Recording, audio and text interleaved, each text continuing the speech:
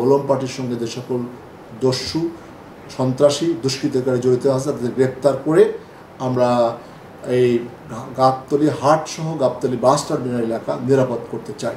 তিনি আরও জানান, গাবতলী পশুর হাটে থাকবে তাদের মনিটরিং সেল সহ জাল টাকা পরীক্ষা করার মেশিন। এছাড়াও থাকবে টহল টিম এবং বিভিন্ন পয়েন্ট থাকবে তাদের ক্যাম্প। সে সাথে থাকবে তথ্য ও অভিযোগ কেন্দ্র, এমনটাই বললেন তিনি। জাল টাকা সংক্রান্ত বা অজ্ঞান পার্টি মলম পার্টির তৎপরতা সংক্রান্তে অথবা অতিরিক্ত হাসিল আদায় সংক্রান্ত যদি কোনো রকম কোনো অভিযোগ থাকে, আমাদের র্যাবের ক্যাম্প থাকবে। র্যাব ক্যাম্পের সংশ্লিষ্ট অফিসারের কাছে আপনারা অভিযোগ করবেন।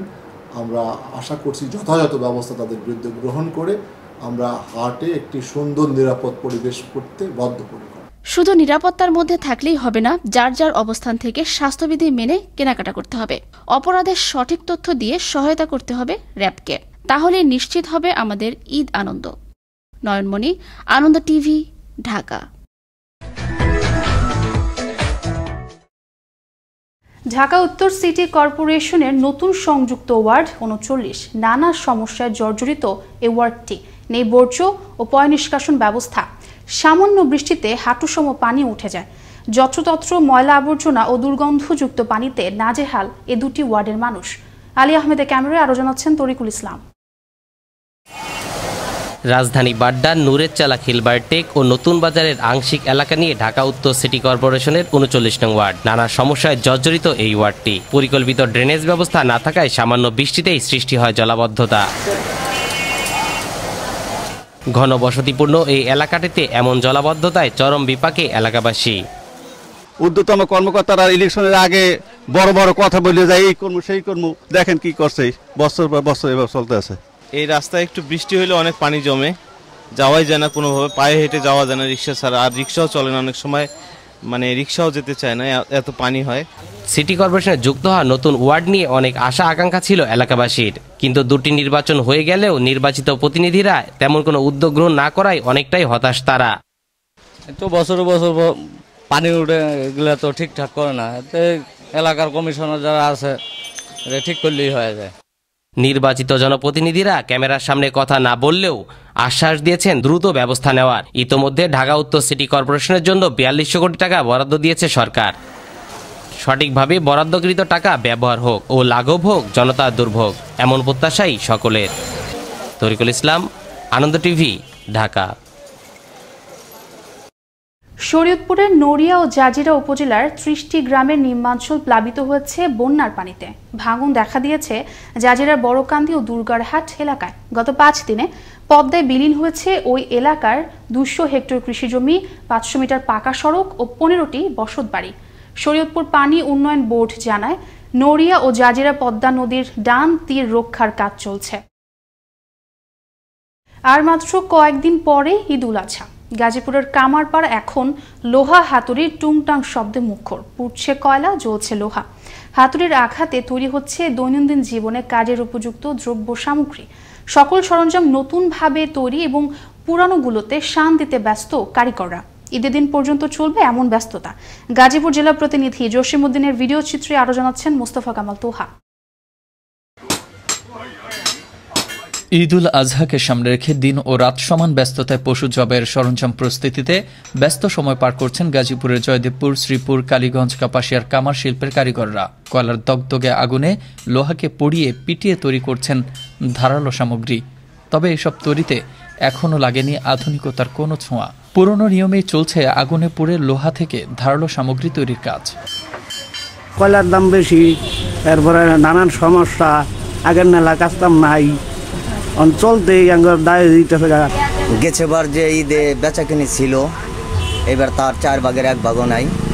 তাহলে এই করোনার কারণে যে মাল বানাইছি, যে চালান খাটাইছি, এই চালানও মনে আমাদের উঠবে না। করোনাকালীন কয়লা, লোহা সহ সবকিছুর দাম বেড়ে যাওয়ায় আগের মতো লাভও হচ্ছে না। এ পেশায় অধিক শ্রম, জীবিকা নির্বাহে কষ্ট হলেও শুধু বাপদাদার ঐতিহ্য ধরে রাখতেই এ পেশাটিকে তারা আঁকড়ে ধরে রেখেছে। বাপদাদা কর্তৃক ব্যবসা, এই কাজ করে আমাদের সংসার চলে। জানি না ব্যবসা কিরকম হবে। যদি বেচা কিনা ভালো হয় তাহলে তো ভালোই, আর যদি বেচা কিনা ভালো না হয় তাহলে আমরা অনেক লসের মুখে পড়ে যাব। গাজীপুরের এই কুটির শিল্পের ব্যাপারে এই কর্মকর্তা যেমনটা জানালেন, এই কুটির শিল্পগুলা যাতে টিকে থাকে তার জন্য বাংলাদেশ ক্ষুদ্র কুটির শিল্প কর্পোরেশন যে কোনো ধরনের সেবা দিতে প্রস্তুত রয়েছে। গাজীপুর জেলায় প্রায় 500 পরিবার কামার পেশায় জড়িত। সরকারিভাবে এ পেশার সাথে সম্পৃক্তদের সহায়তা প্রদান করা গেলে বেঁচে থাকবে এ পেশার মানুষজন। আসন্ন ঈদুল আজহায় তাদের মুখেও ফুটবে ঈদের হাসি।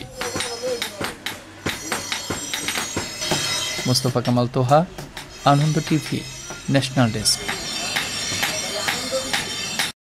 সোমবার সকালে চুয়াডাঙ্গার নিচের বাজারে কৃষক বাজারের উদ্বোধন করেন জেলা প্রশাসক নজরুল ইসলাম সরকার। কৃষকরা যেন তাদের উৎপাদিত শাকসবজি, ফলমূল সহ অন্যান্য কৃষিপণ্য কোনো পাইকার, মহাজন, মধ্যস্থভোগী ছাড়াই নিজেরা সরাসরি বাজারজাত করে ন্যায্য মূল্য পান তা নিশ্চিত করতে এ বাজার ব্যবস্থা চালু করেছে জেলা প্রশাসন, কৃষি সম্প্রসারণ অধিদপ্তর ও চুয়াডাঙ্গা পৌরসভার সহায়তায় জেলা কৃষি বিপণন অধিদপ্তর।